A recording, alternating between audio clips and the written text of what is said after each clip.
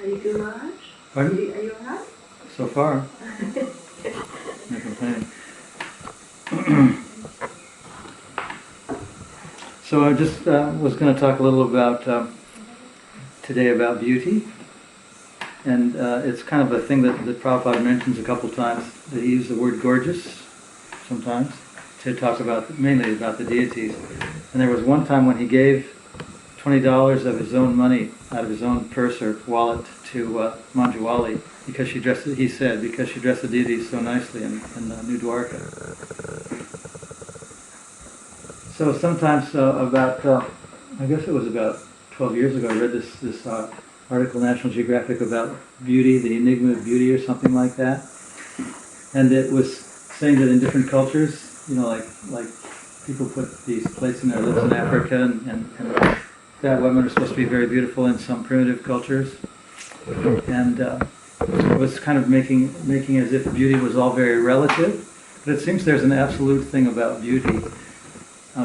I once saw this video. I don't know if it was Triumph of the Will, but it was made in Germany after the World War II, and the Germans were burying people in these big open graves.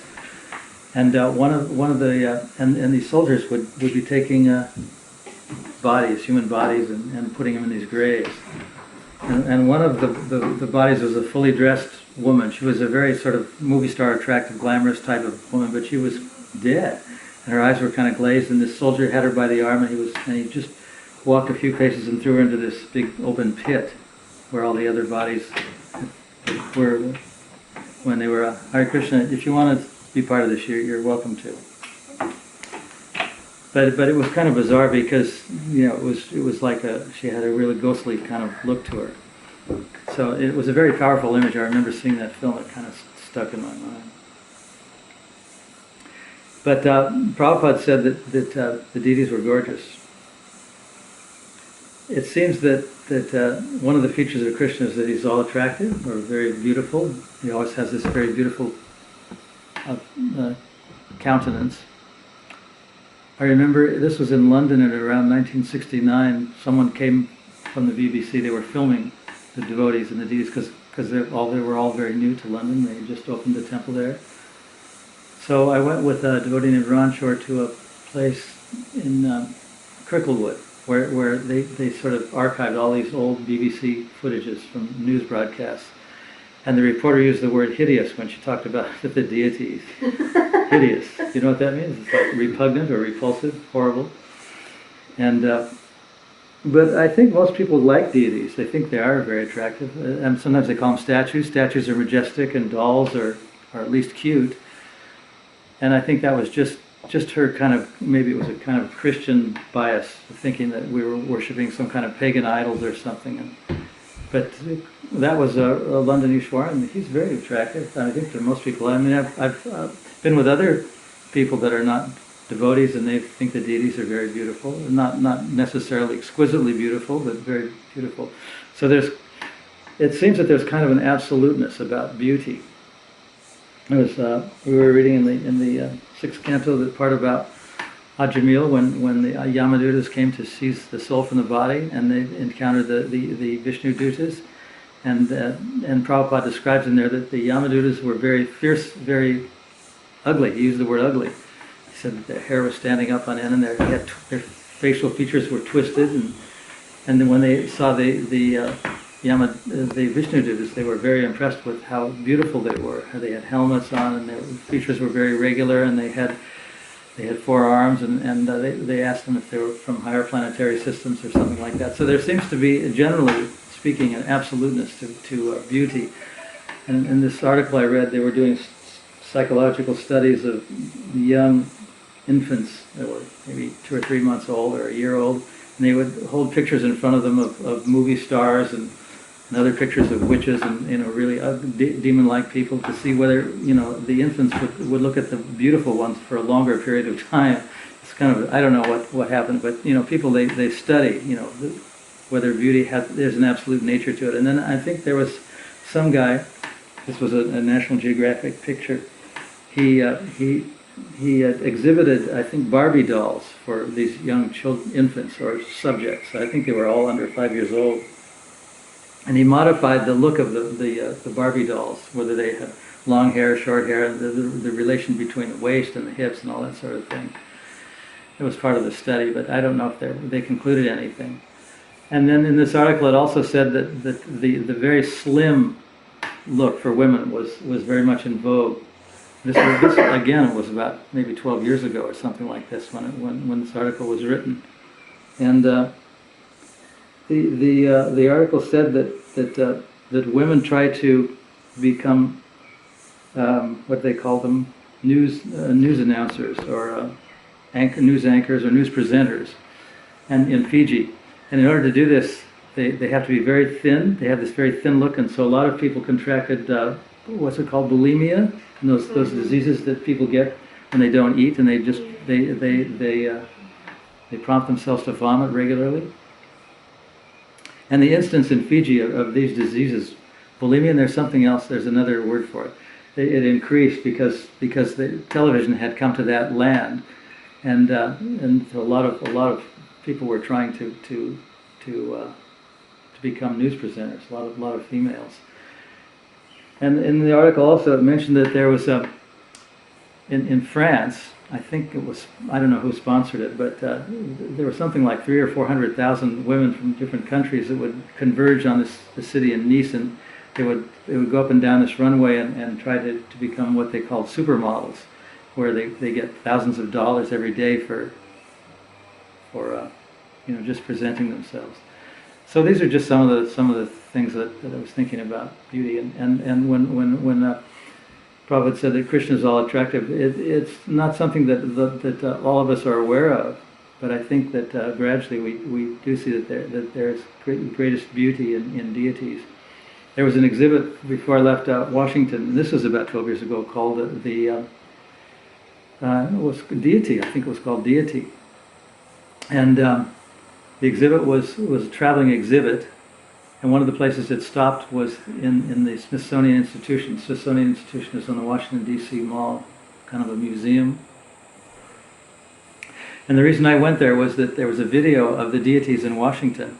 And the presenter said, of this exhibit, said that deities, I mean, her way of seeing this was that the deities in temples and in people's homes and in outside in trees and shrines, outdoor shrines, fulfilled a certain basic need for everyone to have to relate to others, because they looked at them as being alive, and that was the culture of India or something like that. Anyway, these are just some of the things I was thinking about.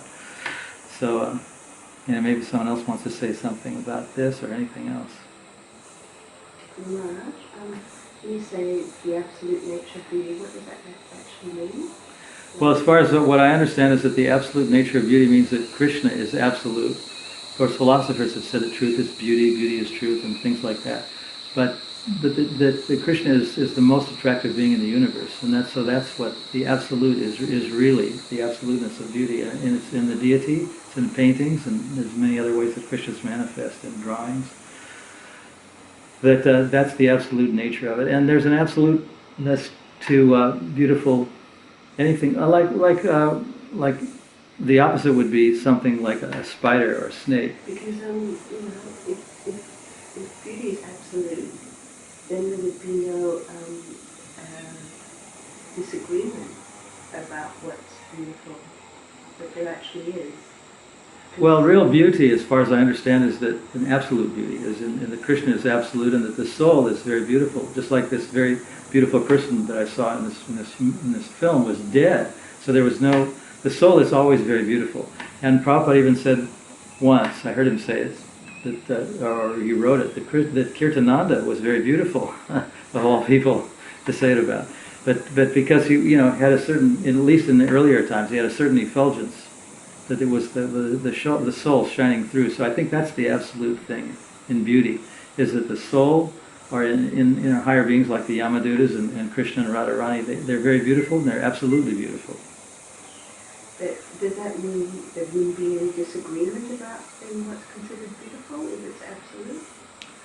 Not in the spiritual world, I don't think there would be disagreement. But there was a famous letter that Atreya Rishi wrote to Prabhupada, and he said that it seems to be that there's a lot of impersonalism within Krishna consciousness, because sometimes devotees argue with each other.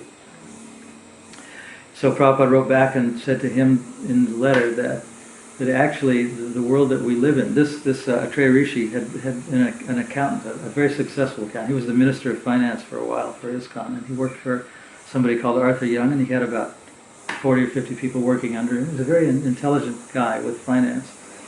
So Prabhupada wrote to him, and he said that the impersonalism, real impersonalism, is in the material world, where people are arguing about insignificant things over each other. But we'll have differences of opinion, even in Krishna consciousness movements sometimes. And that's because we're all persons, we're all individuals. We all have individual personality. Just like every snowflake, every voice print, every leaf print is different is unique. And every personality, every soul is unique. That's also mentioned in the Bhagavad Gita, that every soul is unique. So, and naturally, even among acharyas, sometimes there's different opinions. They have, when Prabhupada first came, there was a Dr. Mishra, who was kind of like a Shankarite. He was an impersonalist, and Prabhupada used to have arguments with him because he's a dyed-in-the-wool impersonalist. And these people would argue, but they would still be friends at the end of the day, at the end of the argument. So that happens even in Krishna consciousness. There's an absoluteness, but it's kind of like unity. There's a diversity in unity. We're all different at the same time, because we're all working for Krishna. We're even though we have different opinions, we work together. We're friends with each other.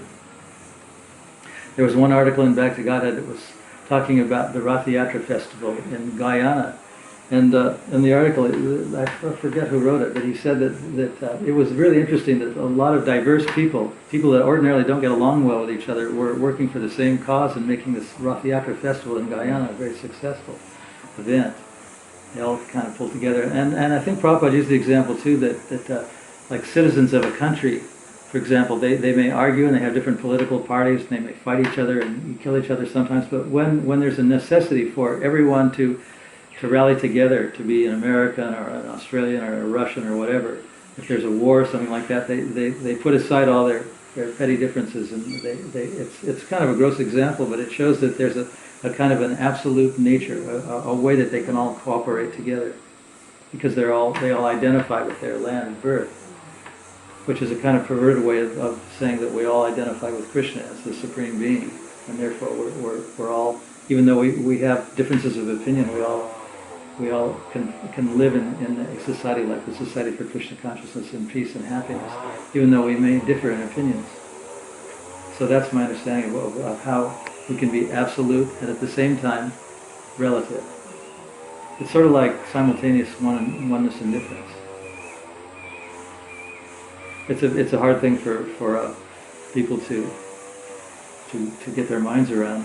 When I was in school, we used to argue whether or not events shape people or people shape events, and there was never any conclusion, because it was one of these things you could just argue ad infinitum and never come to a conclusive answer. Prabhupada gave the example of once when this question came up of free will versus predestiny. Is everything predestined, or do we have free will? He said that there's laws. For example, in this country, you have to drive an automobile on the left side of the road, but you have free will to drive on the right side of the road. But it's also very dangerous, because you can get in a wreck, it's against the law, you can get arrested. So it's sort of like free will and destiny kind of both exist simultaneously. You have a small amount of free will, but things are also ordered and predestined by higher forces. I just find Guru Maharaj, Rilananda Maharaj gave us a similar example. He said if your goal is to fly from Sydney to London, then that can't really be changed. But we're on the plane, you can move around. You can go to sleep. You can you can eat. You can walk in the opposite direction that the plane's going, and effectively slow it down. So there's choices within that range of calm, so to speak. And I thought that was a good analogy. That's a good analogy. He also said once, when the abortion question came up, that people are saying that abortion is just, we don't know if the tissue is alive or not. And so one of the ways he explained it was that the way people are talking about this is you can throw something you can say something is not real, it's in another room, you don't see it. You can say, well, it's not there, because you don't see it. So that's kind of like what's happening with the people that promote abortion. That you can say that the baby is not alive because you can't see it speaking and moving around in the usual ways. And but according to those who believe in life, that it is alive. So we can't find out later on whether or not it's alive. So he was explaining it that way when this question came up.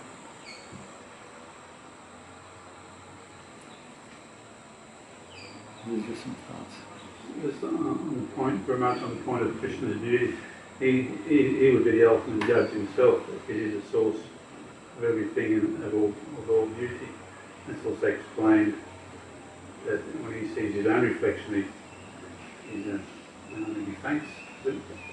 That's mentioned, I think, in the Bhagavatam, that when Krishna sees his own reflection, it's so beautiful that he's overwhelmed by the beauty of it. And he has access to everything beautiful within his material and within heaven. Yeah. So he would be the best judge ultimately what beauty is. Yeah, the Woofers were asking me if there's a concept of last judgment in the Krishna consciousness religion, and because Yamaraj is designated as the final judge. But most people think of God, or from the Christian concept, as one who passes judgment on people, whether they're going to go to hell or go to heaven. And they don't see him as beautiful or someone who delegates all these things to other people like Krishna does. So Krishna doesn't have to judge, but ultimately he is the final judge, the ultimate judge. He's even can make exceptions to Yamaraj's judgments. The Yamaraj is the ultimate judge, the Lord of Death, but he can make exceptions to those. It's kind of like another way Prabhupada explained it was like that we break the law sometimes, but policemen, they can break the law legally to catch the person who's, for example, speeding, saying it's going 60 kilometers per hour and it's breaking the speed limit, but the police may have to go faster in order to catch them, to arrest them. But that sort of breaking of the law is tolerated as not breaking the law. So Krishna can break the laws that are set in motion in the universe anytime he wants, the laws of beauty, the laws of destiny, anytime he wants, the laws of Prabhupada said once that when we clap our hands in kirtan, the lines in our hand become erased. So astrology and destiny are superseded by Krishna's final judgments, the final decisions about things. And that's, in a way, it's kind of like the mercy of Krishna, because there's rain, and it rains on the ocean, it rains on rocks, and the ocean and rocks don't grow plants or grass, but that's mercy. It's the mercy of Krishna. He can just, for no apparent reason, can eradicate one's karma, just because he wants to do it. So he has that absolute ability. Can you maybe say something about form in relation to beauty? Like, for example, Lord Ra is that's the exceptionally stunningly beautiful. So someone in the material conception might not see it that way, so can you maybe put that in perspective? It's kind of like seeing some entity like Varaha that has a pig's or a hog's body as beautiful. It's sort of like seeing the soul is the real beauty of everything. And so a person, for example, might have a very distorted or crippled or ugly body, but the soul can be very beautiful. So a person sees that, a person who's Krishna consciousness sees that as the absolute beauty. So even the body that is not ordinarily very beautiful, that of a hog, that is kind of repulsive, can be seen as very beautiful if the person has spiritual vision. That's the thing about it. So you need to have this spiritual vision, Guru Maharaj, because you can differentiate between dogs. Like you can see the most adorable puppy, and then you can see some ugly nut dog. When you can, we don't. That's not necessarily spiritual vision. So if Raha's the most attractive boar, then couldn't even a materialist see that? Could even a materialist see that Krishna as a boar is very attractive? Yeah, like, because you said it was to see that Varaha as being beautiful is a spiritual thing, but I'm just questioning whether if it's only spiritual or if it's also on a material platform too. I'm not sure what you mean exactly. If it's from a material platform, if you could see the incarnation of Krishna as beautiful all the time? I think what she's saying is that even on a material platform, on certain species, you can see very ugly, use example of dogs and relatively beautiful dogs. She's saying Raha must be the most, even from the material point of view, the most attractive hog ever, so to speak. Well, Varaha is always wearing a garland and doing very extraordinary things. It's not like eating like we think of a hog as a stool-eating animal and a very and routing around in territorial mud holes and that sort of thing. But Varaha doesn't from what I know about Varaha, that thing doesn't exist. Doesn't smell. Doesn't smell. There's a relativity too in the way everyone looks at bodies. Like certain insects are repulsive, and certain like the Yamadutas are very repulsive. But the one who has a spiritual vision sees the soul within, and one who has a spiritual vision sees the Varaha as very beautiful. And one who is not, like this lady, and maybe she was coming from a Christian background or something, someone who is not spiritually oriented, will see, not necessarily see the presence of Krishna in Varaha. We'll just see him as an unadorable animal. Sorry for a moment. My understanding was that Krishna and the body are non-different. So that it sounds like you were saying that Krishna's taken on the body of Varaha. So Well, Krishna and his body are non-different, like Krishna and the deity are non-different. But the deity at the same time is made out of metal or jewels or mud or whatever. Sometimes even the defecation from a cow. And Krishna is present all the. So it takes a spiritual vision to see that Krishna is present in all of his incarnations and all of his manifestations. Not just an ordinary person, like a person can look at a deity and think, oh, this is a marble statue. But if there's spiritual vision, then they see that this is actually Krishna. It's different than a marble statue. It's kind of like the example Prabhupada uses is something that's made of iron, like an iron sword. If it's put in fire, and it becomes red hot. It acts just like fire. Even though the molecules of metal are still there, but it doesn't act that way. So this is the unconditioned state of existence in which one can see the spiritual side of everything, and everyone, and every animal, and every living thing, every moving thing. Maharaj, when Mukunda Goswami entered the arena, whenever the Srimad Bhagavatam was spoken, the sages there determined that he was qualified to speak in the Srimad Bhagavatam, Mm-hmm. just by his bodily features. So that is it the nectar of instruction says that actually when we judge whether someone is qualified, it's how they speak and not how they look. So I don't know, with regards to beauty and seeing the soul, at the same time, if there is a material sort of clash with that inner beauty and the body may not necessarily be beautiful, I mean, does that come into the equation also when we're determining whether someone's qualified to speak or not? It comes into the equation, I think, but generally Prabhupada emphasized that hearing is more important than seeing. And once I asked Bhakti Charu Maharaj this question, in Jaiva Dharma, one goes to the spiritual world and there's two people speaking, and there's a disciple and a guru. And I asked him, how does one recognize a guru if the body is different? The body of the disciple is different, the body of the guru is different. And he read a passage that said that you'll always know that that's your guru, despite the bodily covering of that person.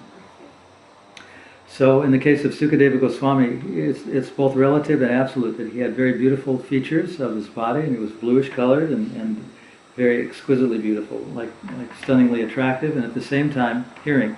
And Prabhupada mentions that hearing is more important than seeing. I think we have this saying, seeing is believing and all that. But according to Prabhupada, and this was a very hard thing for me to understand, but he said many times that our seeing power is very limited. We can't even see the inside of our own eyelids. We can't see through the walls. But hearing is more powerful, and hearing is the way we understand what God consciousness is. So whether Sukadeva Goswami I think he was judged on both things, both on what he said and how he appeared. But of the two things, hearing is the more important thing, because someone can have a very distorted sort of body, but can speak very eloquently. Also, perhaps his parenthood was considered also. Well, that was also considered. I mean, a lot of factors were there. And it is said that he was a fully realized Nitya-siddha person, Nitya-siddha devotee. And some people thought that Prabhupada was just an old man, old and jowly, and with flesh not adhering to the bones and that sort of thing. But all of his disciples and many other people, also followers, thought that he was a very spiritual and highly elevated person, and even that he didn't even originate from this material world, which is quite a definite possibility. I was going to say before very much that people that recognised they were also qualified, so the people that recognised it. That's another thing in Naimisharanya. It's mentioned in the Bhagavatam that they were assembled there to hear that the age of Kali had set in, and because Krishna had gone away, where will we take shelter? And so they were taking shelter of the great sages and what they had to say and what they had learned and what their realizations were.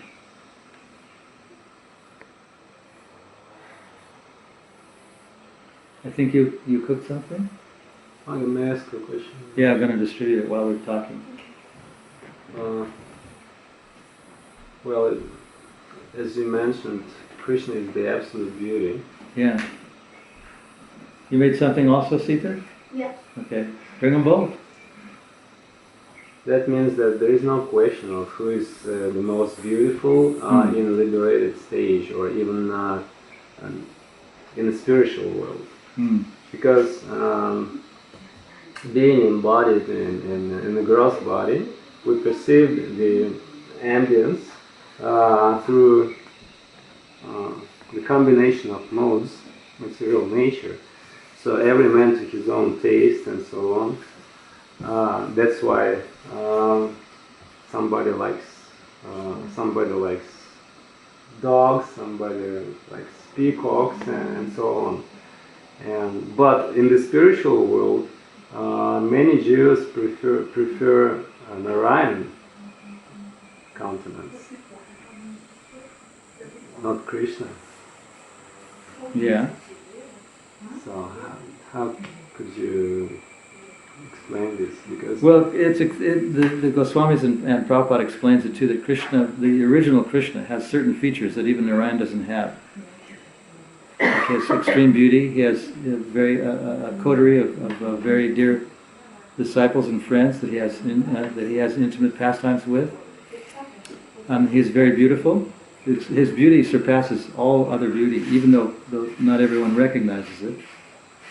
And his flute playing is considered to be the most beautiful music in the world. Even Lord Shiva does not understand Krishna's flute playing. So Krishna has these attributes that are above the Narayan features, so it makes him even more attractive. So does it mean that the inhabitants of Vaikuntha lotus, they just didn't see Krishna? That's why they're attracted to Narayan. But if they just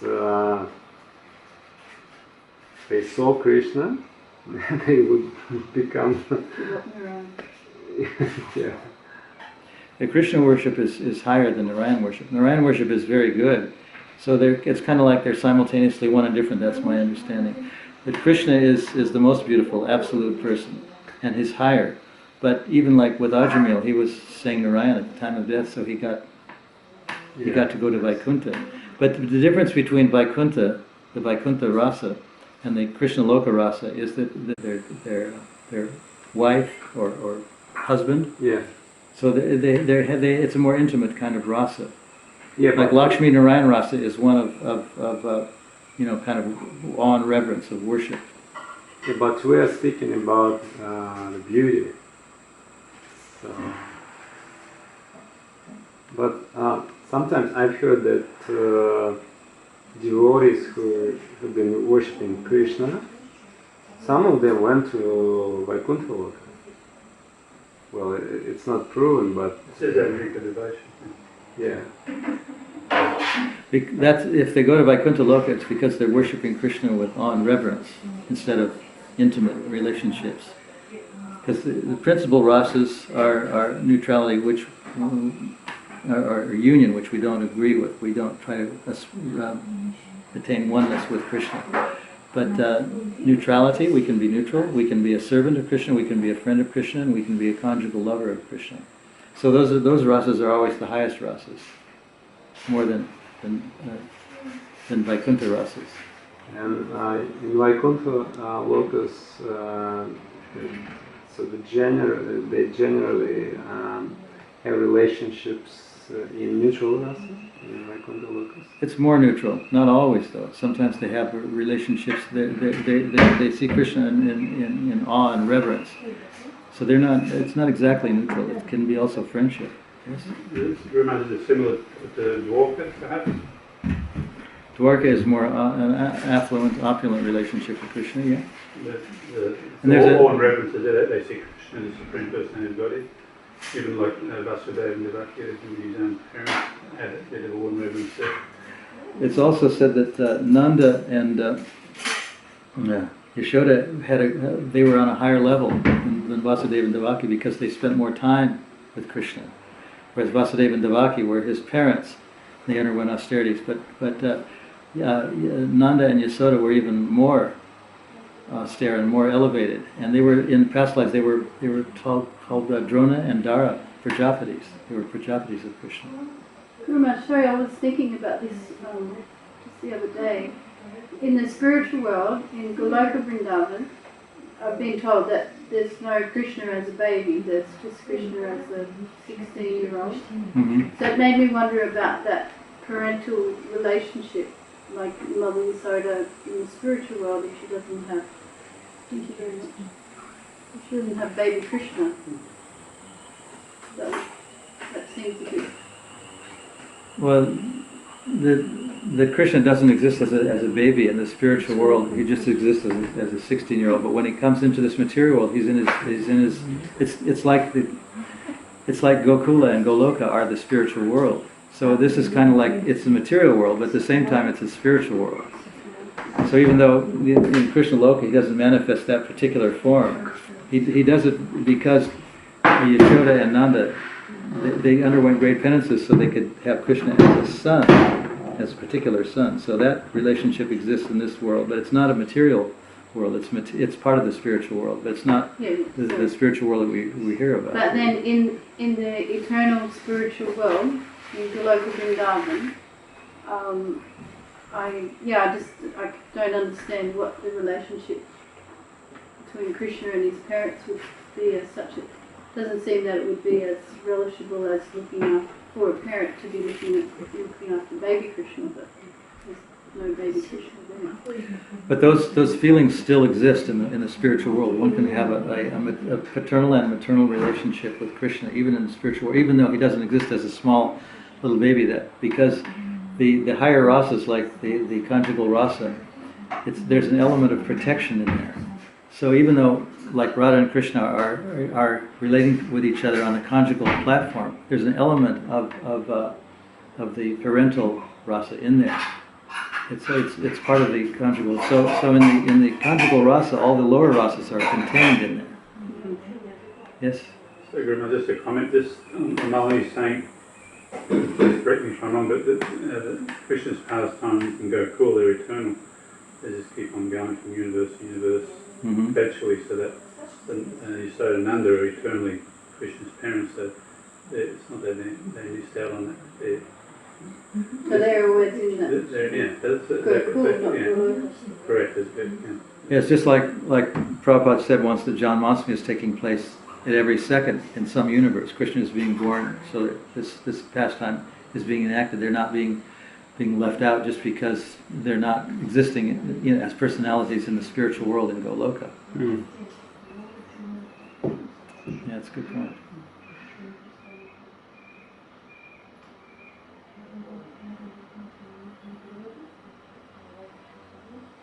Just to back on that, I was just thinking on that point of beauty guru management, how someone's spiritual consciousness is so relevant to perceiving Krishna's beauty. The example is when Krishna entered Mathura, all the ladies there were completely enamoured. You know, similar symptoms of the gopis. They weren't dressing themselves properly. They were rushing. And then the next moment you got the example of the washerman who had direct contact with Krishna and was quite offensive and wasn't attracted. So someone's spiritual status creates a veil to perceive that beauty. So the beauty must be just a spiritual thing to be able to perceive it. So there's a saying, I think in English, the beauty is in the eye of the beholder. So in order to see the transcendental and absolute beauty, one has to be spiritually advanced. Otherwise, like the washerman, you could just see Krishna or like as an ordinary person, and I think Prabhupada said once that even when Krishna was present on the battle in the world, in the battlefield of Kurukshetra, only a few people knew who he really was, and everyone else was just kind of like a bit inferior in their realization.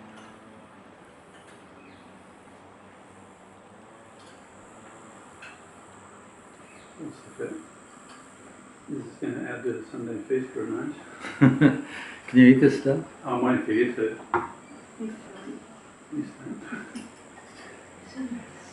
Okay, you got to tell us what's in this. What's it? Huh? What did you make? Oh, just this sour cookie. This one? What's inside? Tomatoes and coriander. And cheese in there. Tomato and what else? Say, Cheese. Cheese? Tomatoes and coriander. And coriander. Okay. Would you like some more of this vegetable stuff? And in this one? Nothing vegetable. What's in this? It's raspberries, butter, flour, Raspberries, butter, flour, sugar, brown sugar. and brown sugar. so that's pumpkin pie? And this one, pumpkin, just pumpkin. And what's the crust made from? The same like this compound. Butter or flour. Very good. Okay. Let it come more often. Feast isn't going to be served till around 6 o'clock probably, No right? one needs to go now. Thank you.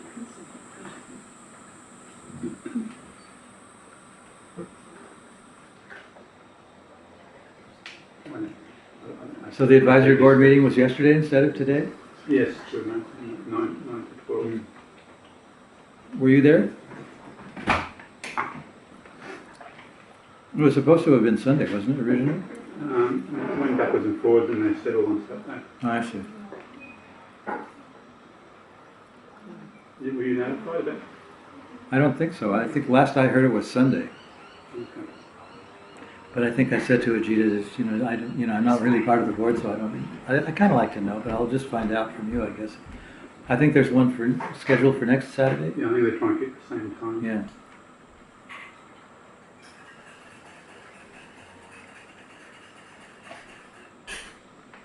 I forgot to say to my George's father has passed away Julius? about Russian Jew. maybe 10 days ago. He told me last Sunday.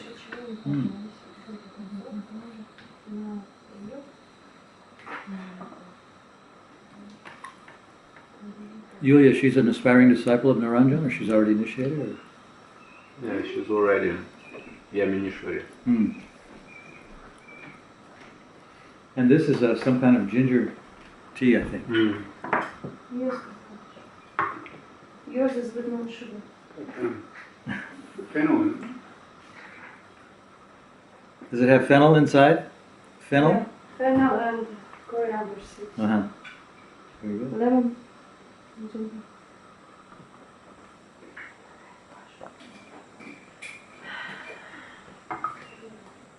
How do you see a difference in the whippers every time you speak to them on Sunday? Are they sort of moving forward?